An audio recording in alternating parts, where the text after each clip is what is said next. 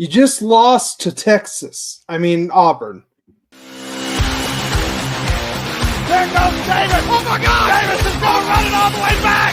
Auburn's going to win the football game. Hello and welcome to this episode of War Eagle Weekly. How we doing, Josh? Dude, finally we get to do an episode about an Auburn football win against a top 15 opponent. Do you remember last time we beat a top 15 opponent? Top 15 opponent, that would have had to been Brian Harson's first year, right? When we beat Ole Miss. This is the first time Auburn's beat a ranked opponent under Hugh Freeze as well. Yeah. That's nuts. Oh my gosh. But we're recording this on Sunday, the day after the game, and I'm still just riding that high. It probably took about an hour and a half to 2 hours last night after the game for me to actually slow down enough to be okay with it and to move on and feel like I could go to bed. You know what I mean? Man, I still haven't moved on. I've watched the highlights at least 6 times, and I even watched them in the middle of church today. It was a very, very fun game, and I cannot think of a more important game and a bigger game for the Auburn fans and Auburn team as a whole. Auburn, Alabama needed this victory more than any other team in the entire country needed a victory. Yeah, no, that's exactly true. That's exactly true, because it was leading up to this game. I was just like, man, I want them to win, but I'm not gonna let myself get caught up. I'm gonna be okay. I'm not gonna, expect us to win. They haven't shown it enough times. It's not gonna happen. So let's just be realistic. And as the game got closer, first off, I looked at the time wrong, and so I actually was feeling just fine. And then I checked to double check, and there was 5 minutes before the game started, and all of a sudden, man, it was a instant switch that was flipped on in my stomach, and my stomach just dropped, and I was just like, oh my gosh, this is going to be a terrible game. When we went up 21-0, I was feeling pretty good. But as soon as Texas A&M scored their first touchdown, your pessimism started. I mean, it got to the point where I had to tell you to shut up because it was getting so bad. It was just, I think everybody was feeling pretty. I definitely, if you would have told me that Auburn was going to go up 21-0 in the first quarter against Texas A&M, I would have slapped you in the face and called you a liar. But I don't think anyone saw that coming. And unfortunately for me, I was forced to go see Wicked with the wife and kids in the middle of the game. And I kind of hollered in the middle of the theater once I saw Jaron Thompson pick Texas A&M off to give it their third score. and even man, it did not go along with any part of the movie. And so I was just a weirdo in the middle of the theater screaming my head off because we got an interception. Yeah, you're going to be popular with that one. I see what you did there. That movie was terrible. I don't know about that. I haven't seen it yet, but it can't be that terrible. Either way, let's talk about Auburn beating. Let's talk about Auburn beating Texas A&M. Come on. Okay, so when we went up 21-0, I seriously, we both texted each other and we just went, holy shit. Yeah, both of us. We both had the same thing. We were just like, is this seriously happening? Because leading up to it the whole week, I was just like, man, if we can just go up big to begin with, it would just be huge. And I was like, of course we're not going to do that. We scored 7 points against Vandy. And it's just like, there's no way this offense is going to do that. And you know what? It really looks like Hugh Freeze has just decided to just say, screw it. Let's just be ourselves. Let's go do what we do. And let's just play the way we want to play. It's just annoying that it's taken them this long to get to that point, because that's exactly what it has seemed like the last 2 games. And how many times are we going to draw a defender offsides and get a catch like that? 2 weeks in a row now, you get a catch exactly like that off an offsides. Yeah. Hopefully we make it 3 weeks in a row, because I'd be okay with that. Yes. Please. It was just one of those. It was just absolutely one of those moments where we go up the crowd is electric. I mean, freaking Jeremiah Cobb breaks, not even a huge return on the opening kickoff, but actually, like he took the ball out, and my first instinct was like, oh shit, here we go. Blood pumping in the stadium. And man, it just electrified the stadium. And then we come right out and boom, touchdown. And it was like, okay.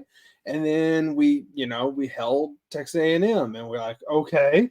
And then we score again on a big play. It was just, man, it was so electric. And we talked about it in the preview game where I asked, is this going to be one of those games where the electric crowd can help us win? And it most certainly did.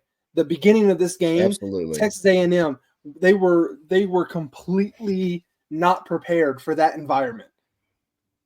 No, they really weren't. I mean,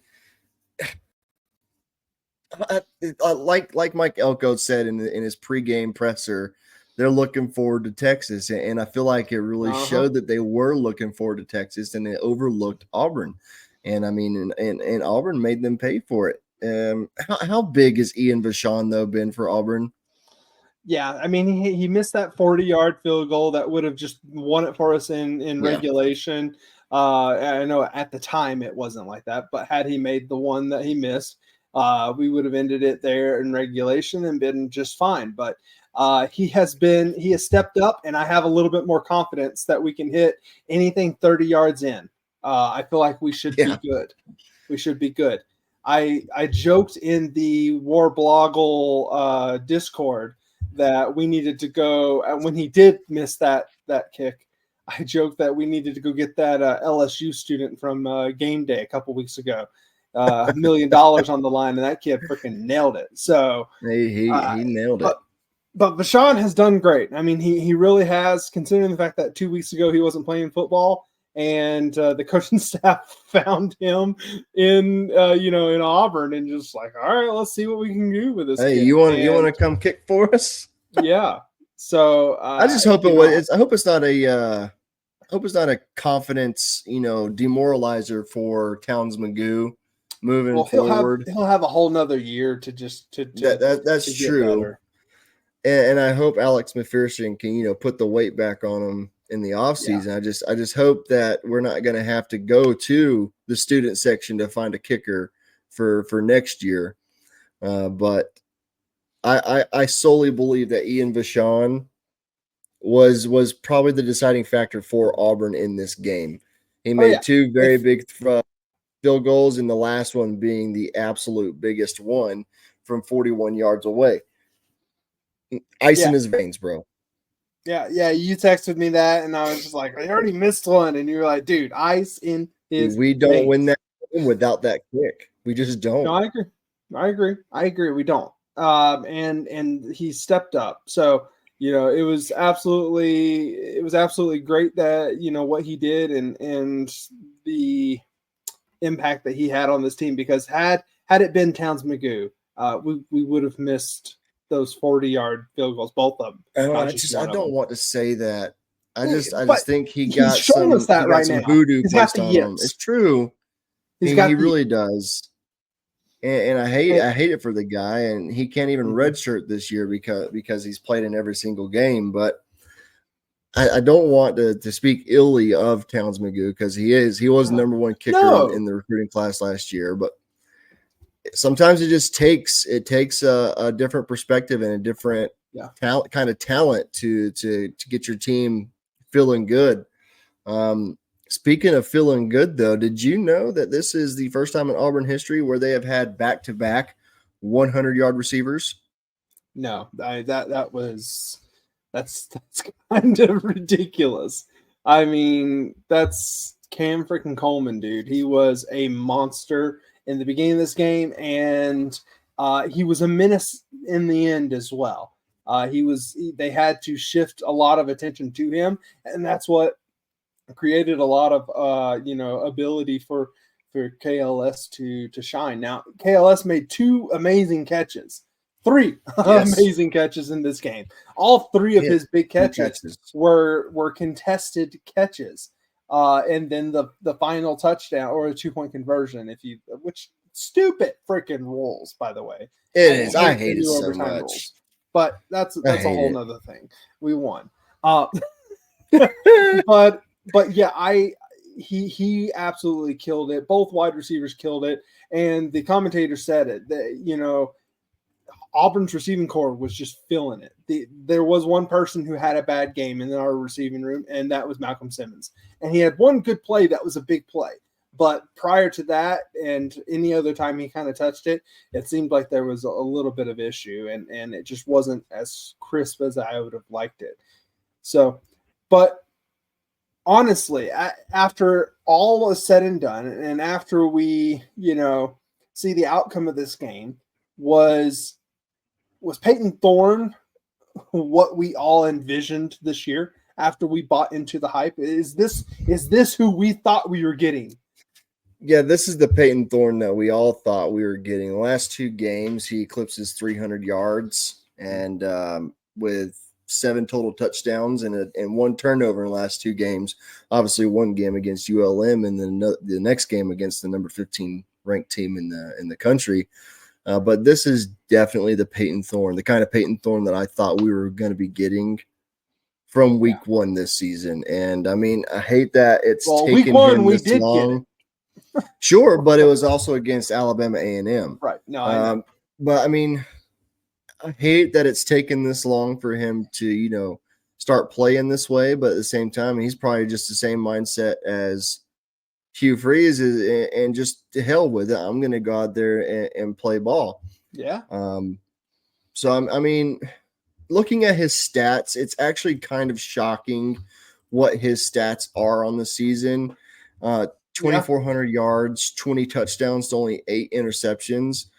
If you had told me before me looking at it that those were his stats, I think you weren't being truthful to me. But that's what it is. 20 touchdown to 8 interception and 2,400 yard passing season. And I'll have you know, those numbers eclipse the great Heisman favorite Jalen Milroe for the season. Believe it or not. Yeah, you tweeted about that. Less interceptions and more touchdowns and more yards than Jalen Milroe. But I mean, yeah, this is definitely the Peyton Thorne that I think Auburn fans thought they were getting this season. Yeah, and now I will say, when things started going bad, it continued to go bad. The third quarter was a bad quarter for Auburn. We just offensively couldn't do much.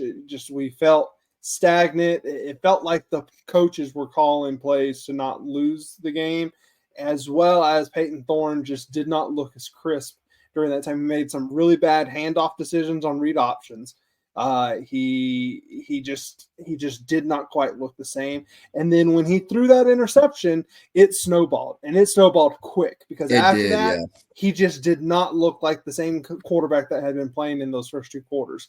And until he did. To his credit, yes, that final drive in the 4th quarter, he just there's something that happened, and it was that big run.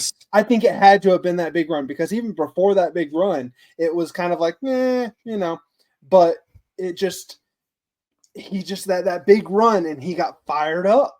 And again, everyone that talks about Auburn and everyone that reports on Auburn has repeatedly said, you cannot question this dude's toughness, because he went out there looking he got hit on that the sideline there where he was trying to get the first down, and it was a big hit on that final drive in regulation.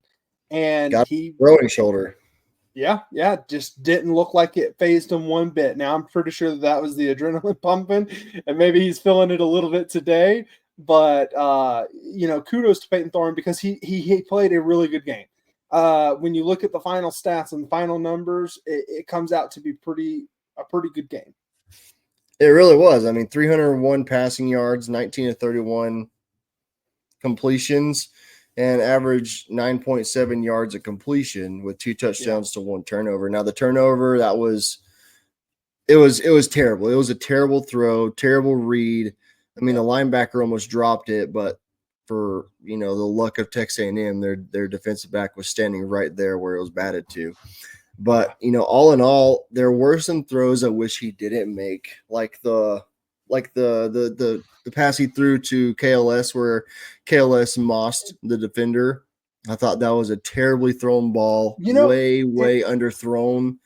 I wish he didn't throw that, but it turned out great for us. I was about to say, and that's the thing is at this point in the season and at our record, I'm just like, why the hell not throw it? Okay, if it's true. an interception, it's an interception. It's what it's been all year long. But in those opportunities, he gave KLS a chance to make a play, and the dude effing made the play. Okay, so he really did. He's been doing it all season long, and he's just continuing to do it. And I mean, you can't really ask for much more. The dude he's been one hell of a player for Auburn, and I can't speak more highly of KLS than I have all friggin' season. I just can't. He's the number 29th ranked receiver in the entire country right now, sitting at 865 yards at 20.6 yards a catch. That is absolutely stupid. Yeah. KLS has had a good game, or had a very good game, has had a fantastic season. But I think you look at the Peyton Thorne we've had in the last two games, and you kind of have to look at one person, and that one person is Cam Coleman, as to a big reason why. Because Cam Coleman, he continues to improve.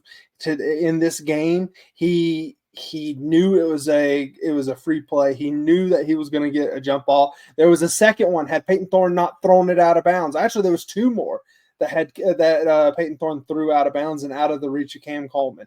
But Cam Coleman did everything he could to get to it. In position, in bounds. If he gets a hand on it, he's coming down with it. Yeah, Cam Coleman he's looked like a completely different receiver the last 2 weeks. And I think it has a lot to do with the fact that the coaching staff was just like, all right, let's take the training wheels off of everybody and let's just effing go. And at times the play calling hasn't been there and they haven't gotten in their groove on play calling. But the plays and the results seem to be there right now. But again, Cam Coleman continues to improve. He's the first. I think he has more receiving yards than any other freshman in Auburn history. I think he continues. I mean, man, we could be talking about Cam Coleman having a close to 700-yard season by the end of the next game.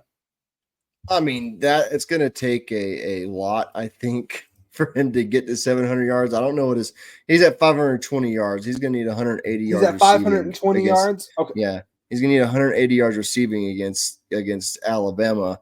Well, how many yards did he have against Texas A&M? How many yards did he have against Texas A&M? Because my thing is this Texas A&M team is a lot harder and a lot better than the Alabama defense. Let's just say that right now. I don't know if the secondary is better than Alabama's, but the front seven are definitely better than Alabama's in my opinion. That's fair. So we'll see what happens. But speaking of the defense and the secondary, Auburn's defense kind of okay. They weren't great. They had great moments. Let's just be honest. Okay. We won the game because the receiver dropped the ball. Okay. Now, hey, you got to make the plays when they happen, and that's been Auburn's problem all year long. So we more than anybody know that you got to make the plays when it happens. But our defense, they stepped up in the right moments at times in this game. But there were a lot of moments where they looked like the defense that we saw early in the year. And in the post-game news press conference, Hugh Freeze was talking about how they actually weren't able to have DeMarcus Riddick on the field as much as they wanted to because they were in nickel personnel, and he's just not as comfortable as he needs to be in nickel personnel to really make a huge impact. And I think in nickel personnel, I think we are seeing a lot of the older players. We saw a lot of Eugene Asante out there, which I initially thought, okay, are they just playing these guys because it's senior night? is that what they're doing? But when Hugh Freeze goes and explains it and says that it's the nickel personnel and that Riddick is just not used to that, and not in a position to actually be able to make as big of an impact, I say, okay, all right. Part of me says I would rather live and die with the mistakes that he might make, just because I feel like he's going to make more plays than you're going to see. There was one play that I just was screaming, why the F is Eugene Asante out there on the field right now? And it was a spy on Reed. And not only was it a spy, he was in perfect position. He was playing it perfectly. He was Eugene Asante from 2023. And then all of a sudden he ran up to the defensive line and stood on the dude's butt, basically. And Reed saw this and was able to bounce it out and break containment, and he converted that third down. Whereas had Eugene stayed where he was supposed to be, he would have been able to make the play on him. And so I continue to wonder, why not have DeMarcus Riddick out there? Well, I can see where you're coming from, but I can also see where Hugh Freeze is coming from. You want that veteran presence and a guy that's been on the field in college longer than a freshman. I mean, DeMarcus Riddick has looked very, very good and very promising in the minutes he has gotten in an Auburn uniform. But I think at that point in that big of a game, I would want experience over potential.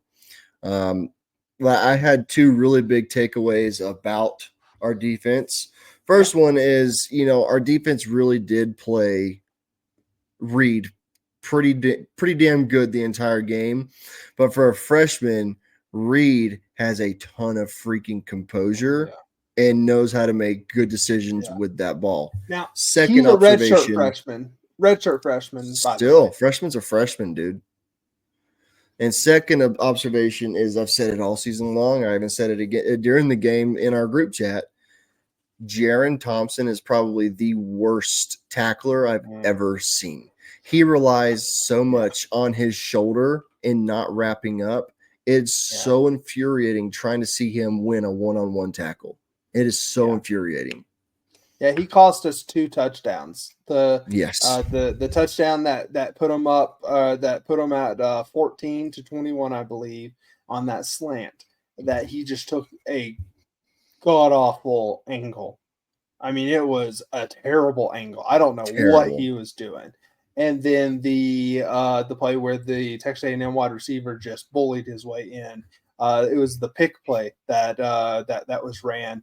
And Crawford ended up trailing, and Thompson had to help, and he just got completely mowed down.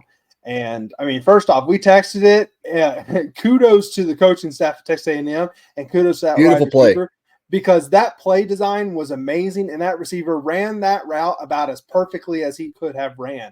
And Crawford, I think it's the first touchdown that Crawford has given up this year. I think it's literally the first time he has given up less than 100 yards on the year receiving. So he's going to be so freaking good. Oh, dude, it's going to be great. Unless he has a backward slide like Kane Lee, who again just did not have a great game yesterday. Cameron, they were picking on him at times. How bad were the refs in the fourth quarter and in overtime? How bad were they? Yeah. They were bad. Defensive pass interference on Texas A&M that was not called. The dude was holding KLS's collar in the back, preventing him from jumping, and calling OPI on Rivaldo Fairweather, trying to get around the defender. Yeah, because Rivaldo didn't even extend his arms. He kind of was trying to duck around him. And I don't even know if he touched the guys, to be honest with you. He may have nicked them, but it was terrible. It was so even the announcers went on like a 7-minute rant about how bad the refs have been in those last few minutes of the game. It was so they almost screwed Auburn out of the win. Not even kidding. It really felt like that the refs really wanted A&M to win that game, and Auburn somehow prevailed, which we haven't done all season long. This team has not been able to do this all season long, so kudos to them. And again, the defense stood up. Harris, number 8. Caleb Harris is going to be a very, very good safety. He's going to be so good. He was making plays left and right in the first half, and then he made that amazing deflection on the tight end In OT. the third overtime. I thought it was second OT. It may have been the second overtime. Yeah, the one where we traded field goals. You're right. It was second. I mean, that was the play of the overtime up to that point for sure. I feel like I was going to say horse shit, bro. We all know the play of the game in overtime, dude. That belongs to KLS. So I thought Caleb Harris looked amazing. So again, the defense was okay. We've sat here and we pointed out tons of different times where they were terrible and amazing plays by the defense. Jaron Thompson picking off Reed. He was right place, right time. And so he's gotten more interceptions this year than any other defender. So, where he lacks in tackling, he makes up for it in interceptions. Hasn't had a lot, but he's made them. So we've had bright spots.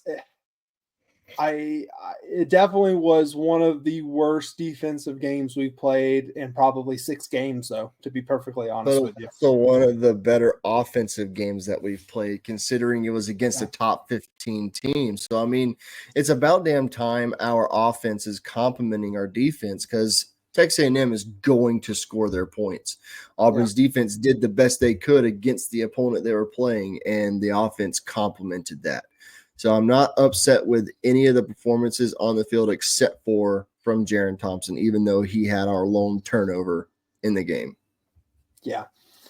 No, all in all, again, the defense made plays where they needed to. We got lucky on the final play of the game and the receiver dropping it, because it was a pretty good play design by A&M, and that receiver was right in the hole where he needed to be.